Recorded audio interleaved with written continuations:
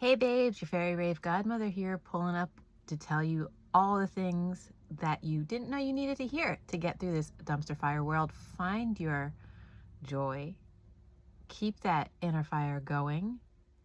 I'm going to be talking about Uranus entering Gemini and also that Venus-Uranus conjunction. I want you to know that despite everything ever, yes, there is still a place to find and root down within yourself to connect with your joy. Even when Uranus is entering Gemini, Uranus as the planet of zappy zaps, shocky shocks, transformation, Kundalini rising, revolution, also fire, a Promethean type of fire. Entering Gemini. Gemini is like a trickster, ruled by Mercury. A little shape-shifty, base-shifty mind. So if there is anything that I would sum up this new influx of energy, well, I just say break your mind. Crack your mind wide open. Free your mind. Free yourself from your mind. This transmission, okay, I'm just going to call it a transmission because I don't know until I think of a different word. This transmission is here to help you find an anchor, find grounding in an energetic that might feel destabilizing or might also feel incredibly full of potential. This is not a tit for tat, one for one, every single aspect happening type of transmission. This one is big, and this is coming through waves, through the collective, wave hitting you. That Venus-Uranus conjunction happened on July 3rd when both were still in Taurus, the 29th degree of Taurus. What's that mean? It is the final crescendo before something leaves a sign or a thematic or an energetic space. And I think that's really important to remember that, because the dynamite was set on the ground and it blew up the earth. Where did that blown up earth go? To the air.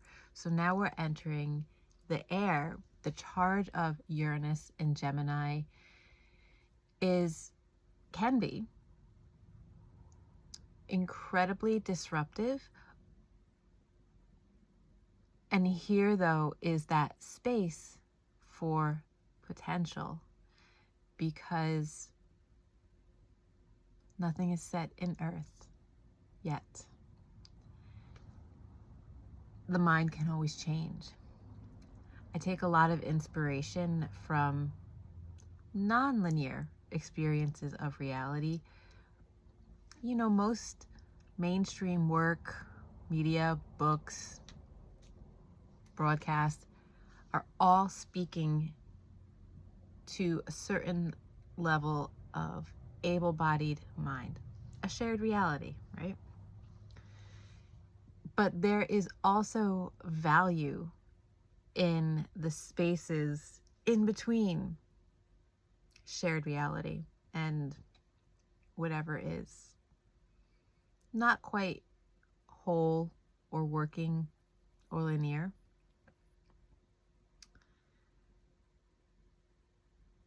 I don't think that people always acknowledge how they perceive the world.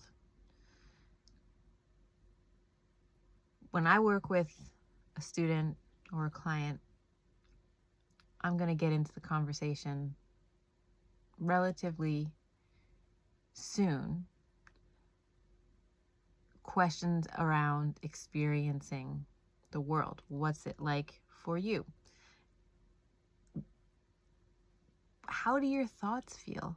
What are your perceptions when you're in a crowded space versus nature? Do you have an animistic point of view? All of these questions help me to understand how someone is perceiving the world. And so if we think then about Uranus in Gemini, some disruptive thoughts or some cracks in a normal way of perceiving the world might become normal. Look, this is a long transit. This energetic will be around in different flavors for the next 7 years. That's how long Uranus will be in Gemini. And along with big global change, everybody's talking about big change. Yeah, everybody's also talking about this being the signature for wars, and this being part of the pattern where whenever Uranus is in Gemini, things happen. Think about the early 20th century, the last time Uranus was in Gemini.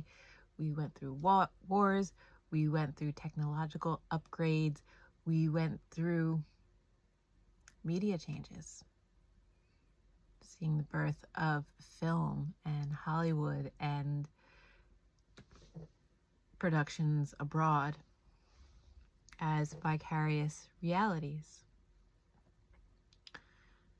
Where I'm going with this is, how do you generate your story? How do you make the story? How do you tell the story about what's real and what's not real? We got, in the background, but also not in the background, kind of like up front in like the passenger seat, Pluto in Aquarius, where the surreality of being connected to everyone and hyper connected through this invisible thing called the internet, and also knowing that these connections provide spaces for us to lose a little bit of reality, to make the not real real. I think that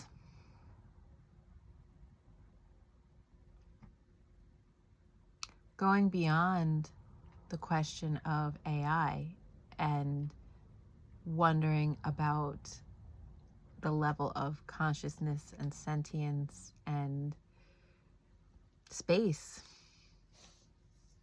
this thing takes up and creates a level of not realness for our minds, is something that's going to be a factor upcoming and a factor now. The Venus-Uranus conjunction, right before both planets enter Gemini, is really interesting to me, because I think that collectively we are more aware of how values are different among peoples, and our individual values are different from what we see in media.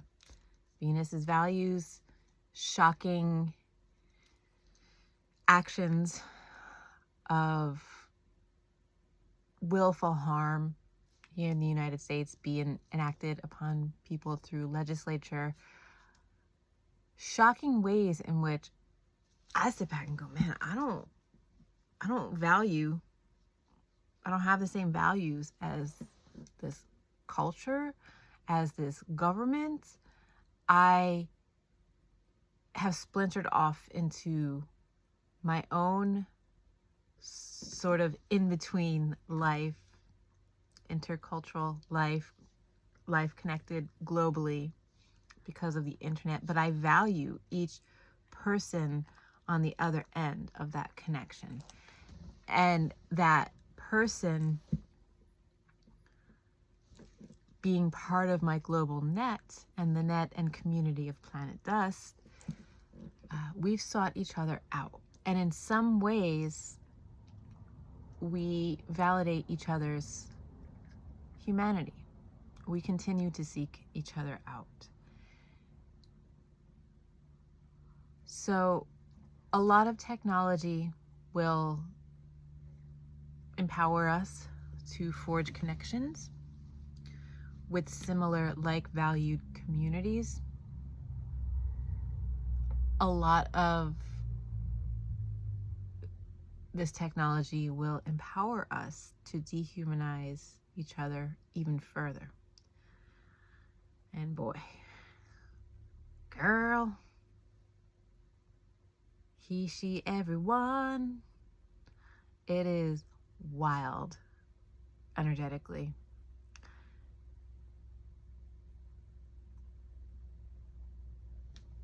That too is a very Uranus and Gemini conversation.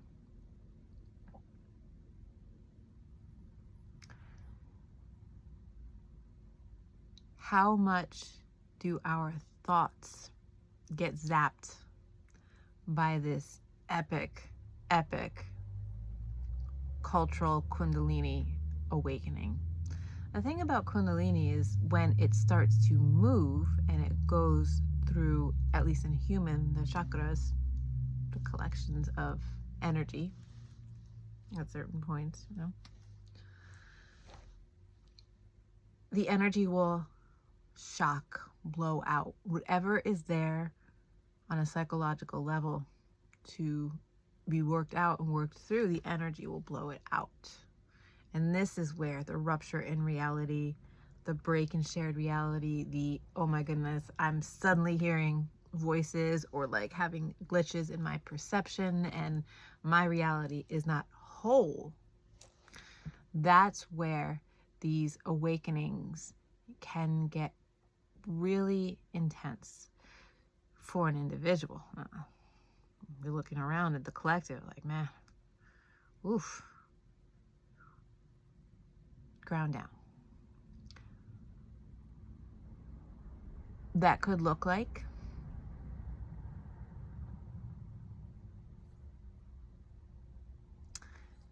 finding a way to verify information. And by that, I mean doom scrolling.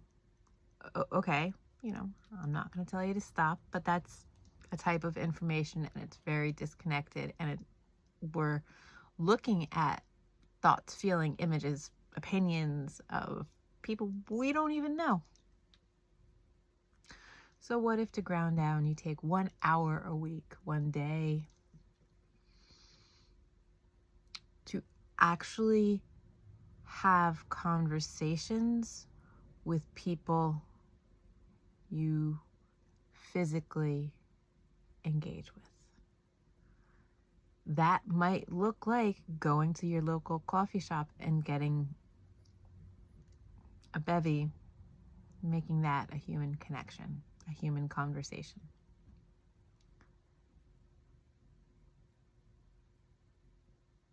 On a larger scale,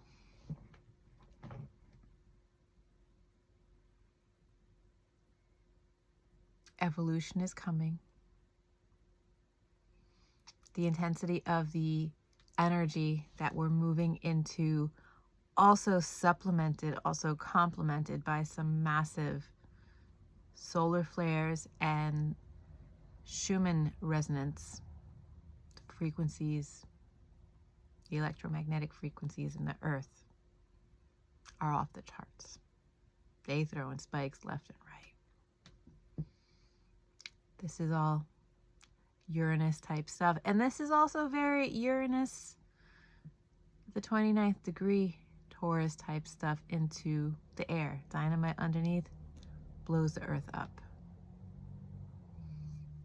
So how can you ground down?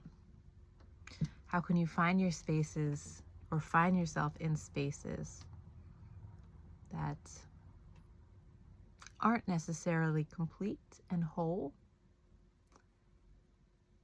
how can you only do so much reflection, or how can you do reflection only as much as to confirm what do I think about what I'm seeing? How do I value or not value everything that I'm seeing online? Because at the end of the day, I think that's really the name of the memoir that Uranus and Gemini should write. If you think about it, nobody globe hops and attends events and bounces all around the world physically. Not possible every day, all day. Then consider your newsfeed. Stories from all around the world bouncing around, and so much information.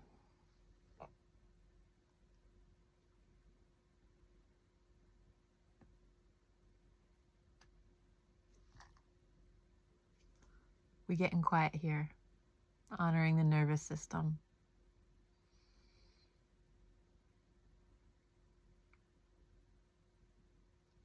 Think about who you will continue to root into over the next 7 years as a person whose moral compass is aligned with love and compassion,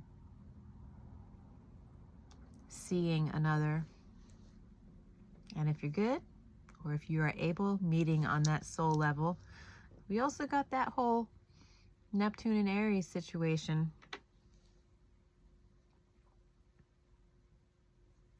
Retrograding back to Pisces. Picking all these pieces, putting them together, being with the person that you are becoming as you float through the air, but also thinking ahead that your actions should be rooted in love and humanity, because we are moving more into a space where actions are taken without regard for the human at all.